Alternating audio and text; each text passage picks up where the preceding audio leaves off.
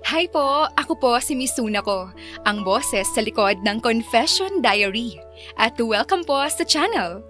Huwag kakalimutang mag-like, comment, and subscribe kung nagustuhan nyo ang mga kwento namin dito at para palagi kang updated sa mga uploads namin.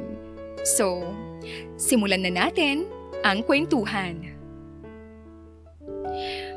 Baboy, Yobab, Tabachoy, Majubiz, Baliyena, at walking aparador. Ito ang tawag sa akin simula noong bata pa ako. Lagi akong nasa hulihan ng pila kasi ako ang pinakamalaking bata kumpara sa mga kaklase ko. Pero ang pinakamasakit sa lahat, ako rin ang pinakahuli pagdating sa academics. Kaya habang lumalaki ako, nagbabago ang bansag sa akin. Baboy na tanga, Peppa Pig, at ang pinakamasakit sa lahat, bobo. Pero sa buhay natin, merong isang taong magtuturo sa ating tanggapin ang mga sarili natin at tanggapin ka kung ano ka. Ako si Victoria Suarez o mas kilalang Bingbing. 24 years old. Hindi ko po totoong pangalan. Pero ang totoo, Bingbing ang tunay na tawag sa akin. Ang gulo ko po ba? Meron akong kakaibang kondisyon. Hindi kasi nagko-connect yung utak ko sa mga sinasabi ko. At minsan slow din. Pasensya na po. Muli ako po si Bingbing. At ito, ang aking Confession Diary. Why should we hire you? Hire me because I need the job. Napataas ng isang kilay niya ang interviewer. Napabuntong hininga pa ito. Oh, okay. Nahalata ko pang napasimangot ito kahit bigla niyang tinakpan ang mukha niya ng resume na hawak niya. Bahagya akong napakagat ng pang-ibaba kong labi dahil ramdam ko na agad ang rejection. Sige, advance akong mag-isip. Pero nafe-feel ko na talaga. Bakit pa kasi may interview pang ganito? Masipag naman akong magtrabaho. What are your strengths and weaknesses? My strength is my family because family is love. Confident kong sagot at napangiti ako sa interviewer. Saka wala po akong weaknesses. Kahit mataba ako, hindi ako mabagal magtrabaho Kumakain ako ng masusustansyang pagkain kaya hindi ako weak. Pinakita ko pa ang malaki kong braso. Nakita ko ang mga mata niya na pumaitaas saglit. Basang-basa ko ang galaw ng kausap. Halatang bored at halatang hindi na naman ako tatanggapin. Okay, let's end the interview here. Tatapatin na kita, Miss Suarez. I'm sorry. We're looking for an employee who can represent the company better. Represent. Yun ang unang pumasok sa isip ko. Ang maliit na interview room ay may salamin sa may gilid. Napatingin tuloy ako rito. Sa braso kong bilugan, sa suot kong long sleeves na medyo masikip sa dibdib dahil hiniram ko ang damit kay Ate Regina.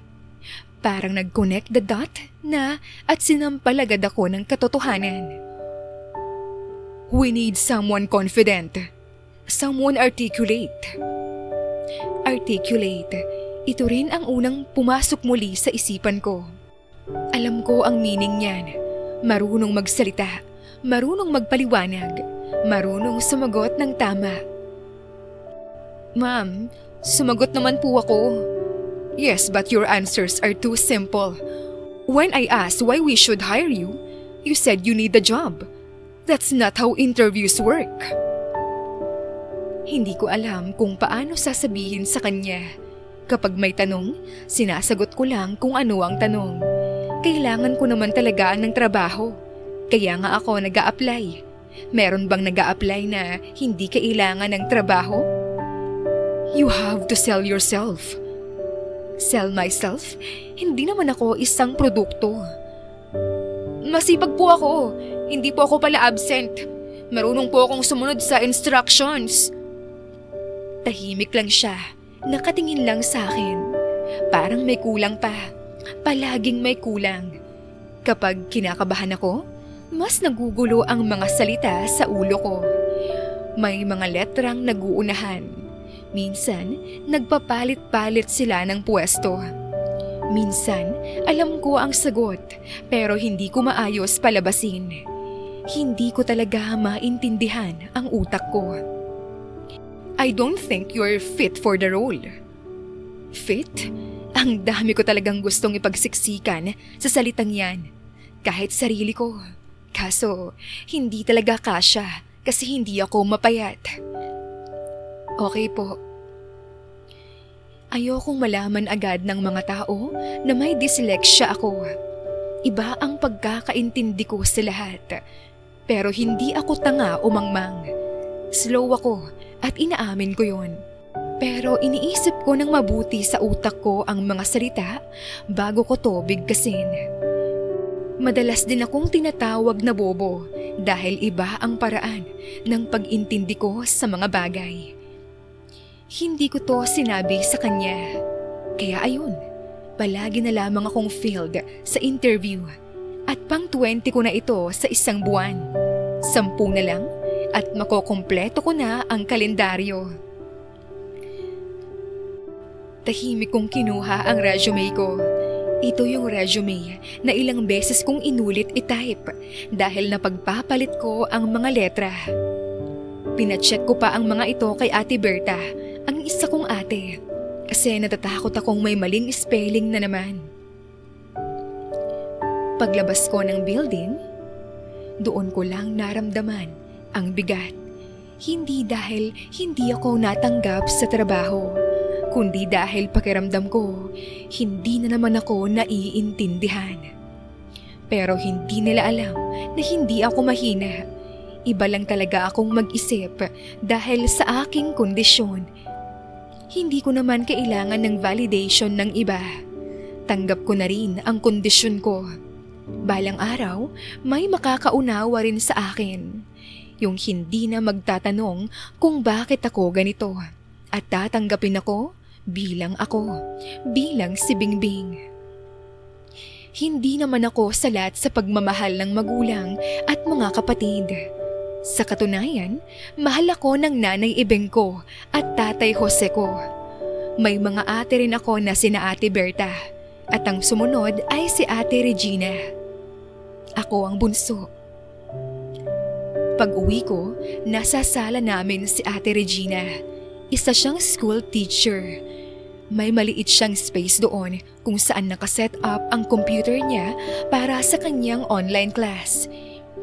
Hindi pa naman nag-uumpisa ang klase niya. Oh, kumusta bunso? Nakuha mo yung trabaho? Sumimangot ako at nagpunta sa gawin niya. Agad ko siyang niyakap. Hindi eh. Hinaplos niya ang likod ko para i-encourage. Ayos lang yan bunso. Try lang ng try. Marami pang kumpanya dyan na makaka-appreciate sa'yo. Ang sipag-sipag mo kaya. Pinindot niya ang ilong kong matangos. Mana ka kaya kay ate? Masipag na, maganda pa. Anong sayo mana si Bingbing? Galing kayo sa sinapupunan ko. Kaya mana kayo sa akin ng kagandahan at kasipagan. Pasok sa eksena ng nanay namin na hindi nagpapatalo. Natawa naman kami ni ate. Anong drama to? Masibag din naman ako at maganda. Mas mana ako kay tatay kaya. Sabi ni Ate Berta. Kanina pa pala siya nasa pintuan. Kararating lang nila ni tatay. May dala itong mga pinamalengke nila ni tatay. Aba, sa gwapo ng tatay nyo. Mas mana ang Tres Marias ko sa akin.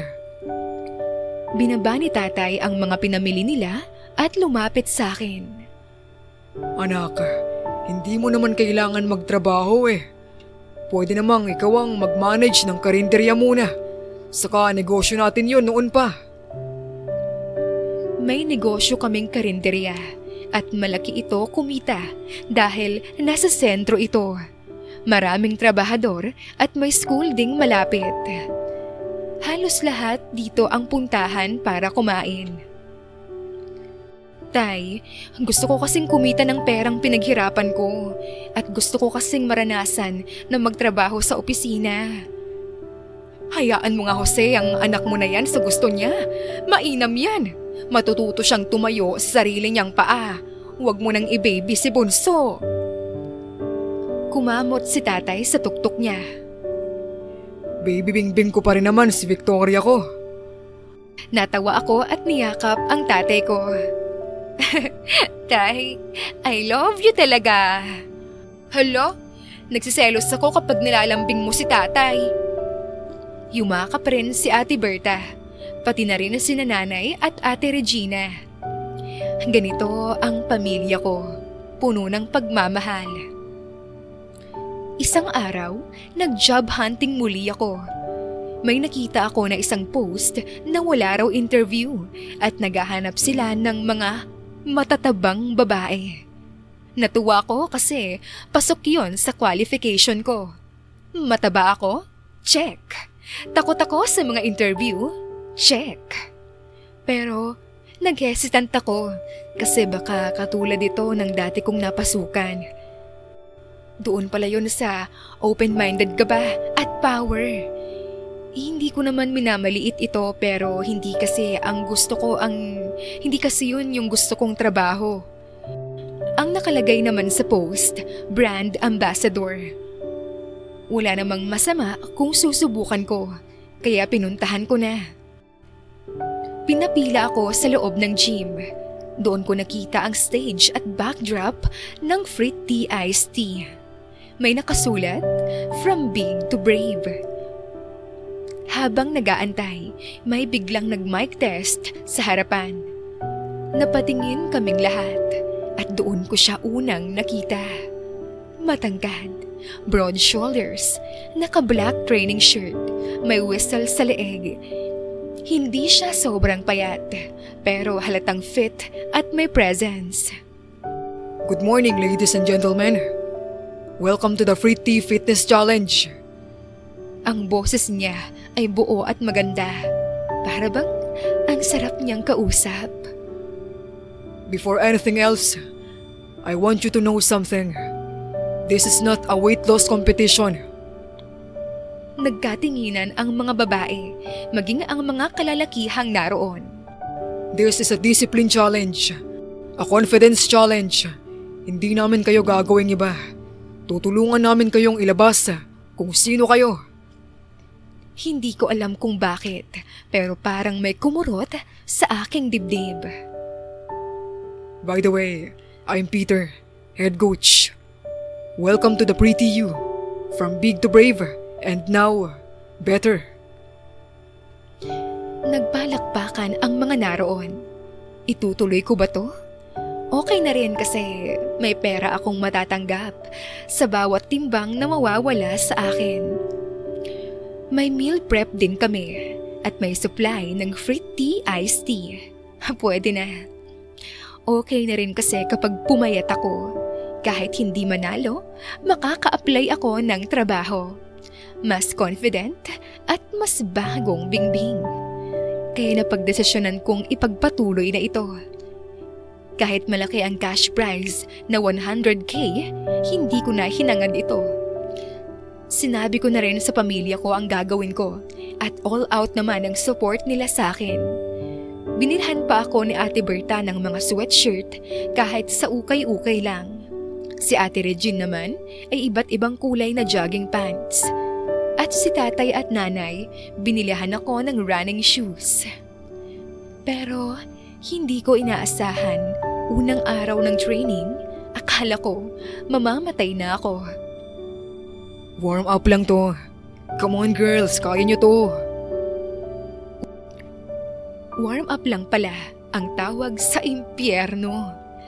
5 jumping jacks pa lang, hinihingal na ako.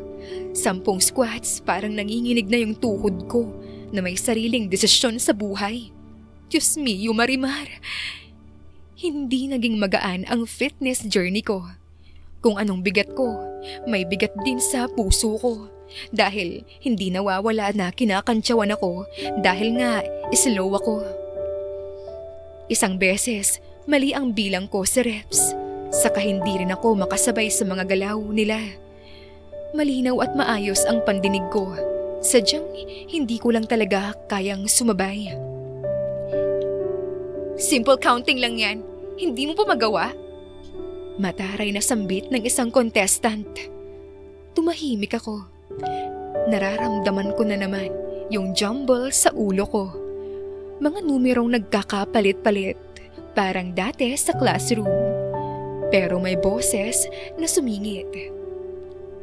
Ulit tayo. Babagalan ko para makasabay ang lahat. Umiti siya sa lahat, pero pagdating sa akin, napansin ko ang kakaiba niyang ngiti. O guni-guni ko lang yon. Hindi niya ako pinahiya. Pagkatapos ng session, lumapit siya sa akin. Nahihirapan ka sa counting? Opo, may dyslexia kasi ako. Nang tingnan ko siya, hindi siya nagulat sa sinabi ko. Hindi rin siya nagtanong ng bakit. At higit sa lahat, hindi niya ako tiningnan na parang naawa. Sa halip, isang ngiti ang binigay niya sa akin. Okay, I'll count for you. Focus ka lang sa galaw. Ngiti niya sa akin. Ngumiti naman ako kasi hindi siya nag-judge agad sa akin. Nabaitan tuloy ako sa kanya. Lumipas ang mga araw, mga linggo, at maging ang 2 buwan, unti-unti kong nakikita ang pagbabago sa sarili ko. Dahil sa pagtsatsaga ko at sa tulong ni Coach Peter na rin, hindi rin ako lumiliban sa gym session at sinusunod ko rin ang tamang pagkain. Wala rin akong cheat day. Tamang disiplina ang ginawa ko. Iniinom ko rin ang fruit tea iced tea. Malaking tulong din kasi ito. Isang gabi, late na ang session. Naiwan kaming pareho sa gym ni Peter. Coach, bakit ka po naging instructor? Tahimik siya saglit. Dati akong mataba. 110 kilos. Lagi akong pinagtatawanan. Lagi na lang may rejection. Maging yung ex-girlfriend kong 10 years ay iniwan ako. Kaya nagising ako at binago ko ang sarili ko. Ako rin, hindi ako matanggap sa mga trabaho dahil siguro sa katawan ko. Sinabayan pa ng pagkasalo ng utak ko. Feeling ko, ako na ang pinakapangit na babae. Yung nagsaboy ng kapangitan, lahat nasa loko. Mahinahon kong wika dahil nagpa-processing pa rin ang utak ko. Tumawa siya ng mahina, pero hindi yung tawa ng pang-aasar. Ano ka ba? Huwag mong i-down ang sarili mo. Hindi ka slow o pangit. Sa katunayan nga, ikaw ang pinakamagandang babaeng nakilala ko. Panlabas man o panloob. Tapos ang sipag mo na umattend sa mga session. Kaya nagbunga na ang paghihirap mo, Bingbing. Mas lalo ka pang gumaganda ngayon. Hindi ko maintindihan ang naramdaman ko, pero nag-init ang mga pisngi ko sa sinabi niya. Sabay kong hinanap yung pink Hello Kitty towel ko para sana takpan ang mukha ko para maiba na rin ang usapan. Yung tuwalya ko nawawala. Sige, kapag nakita ko rito sa gym, iabot ko sa'yo. So paano? Hatid na kita, Bingbing? Pumayag ako na magpahatid sa kanya. Hinatid niya ako sa amin sakay ng kanyang kotse. Pag-uwi ko, sabay bungad sa akin ng pamilya ko na parang nasa Supreme Court ako. Bakit ngayon ka lang? Kanino ang binabaan mong kotse? Jowa mo ba yung may-ari ng kotse na yon? May jowa na ba ang babay Bingbing ko? Hala sila, nay, tay, mga ate ko. Wala yun. Si Coach Peter lang yun. Gabi na kasi kaya hinatid ako dito. Nagmagandang loob lang yung tao kaya niya ako hinatid. Siguraduhin mo, Bingbing ko ha. Kasi kapag jowa mo yon at pinaiyak ka niya, hihiwain ko siya ng samurai ko. Parang katulad sa nilalaro kong Fruit Ninja. Tatay, wag naman po. Kamot ko sa ulo. Kinaumagahan, napansin ko na may humintong kotse sa tapat ng bahay namin. Dali-dali akong umakyat sa itaas para mag-ayos dahil alam kong si Coach Peter yon. Hindi pa nga siya nakakapasok ng tuluyan, sinalubong na siya ng malakas na boses ni tatay. Sino ka? Napahinto si Peter sa may gate. Hawak-hawak niya ang pink towel ko na may Hello Kitty print. Ako po si Peter. Sinong Peter? Peter, nililigawan mo ba ang baby Bingbing ko, ha? Sumagot ka! Kamunti ka na akong madulas palabas ng bahay. Tay, hindi po! Berta, ilabas mo nga ang samurai ko! Uy, teka lang po, nandito lang po ako para ibalik tong naiwan na towel ni Bingbing. Hindi po totoo yan. Coach Peter, pasok ka muna. Don't worry. Nagjo-joke lang si tatay. Joker kasi to eh. Ay, wag na. Wag na pala. Kailangan ko na rin kasing pumunta sa gym ng maaga. Tumuloy ka sa bahay namin. Pumasok ka. Napangiwi si Peter.